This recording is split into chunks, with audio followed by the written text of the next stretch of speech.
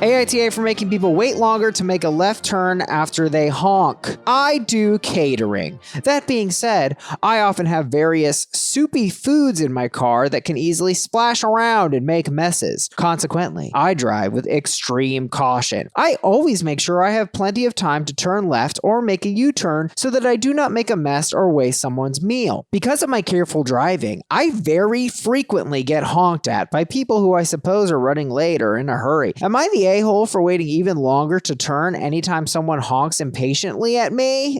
So this is definitely a petty piece of behavior, but you are doing your job. You know, like you can't like, this person can't turn. I guess they are turning deliberately slower than they have to, right? They're trying to do the right thing. They're trying to do their job. But then when someone antagonizes them, they then out of spite wait even longer.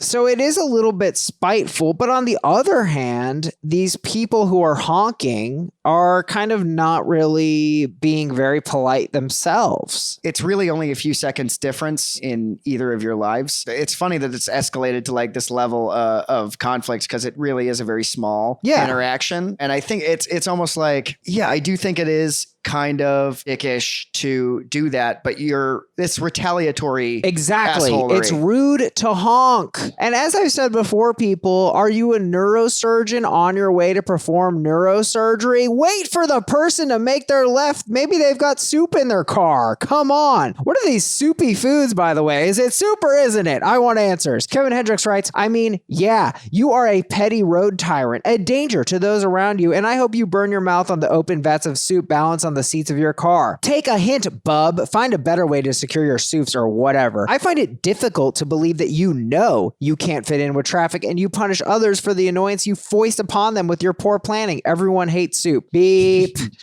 He's usually one of my favorite commenters, but I think Kevin might be going off the deep end into a pool of soup. What's going on, Kevin? A lot of people like soup.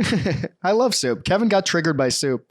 That's so funny. Sarah Carter writes, you are petty, LaBelle. I agree that it's petty, but it's retaliatory pettiness. Honking is petty. Yeah. I think there's kind of a equal amount of assholery. It's kind of like a mutually assured assholery going on here where it's like, hey, oh, you're being ass. Like in the same way that like if I'm struggling with something and I'm in somebody's way and they go like, oh, fuck you, man. And I'm like, go fuck yourself. You know, it's kind of like I got in your way, but I had a reason to do it because I have shit that needs to get done. That soup needs to get to that catering place and it needs to not be all over this van. And the only way to do is to turn slowly. And that might momentarily inconvenience you. But if your response to being momentarily inconvenienced is to then like lash out, then maybe you deserve to be knocked down one a little bit. Aaron B writes, NTA, but at least put a sign in your back window full of soup.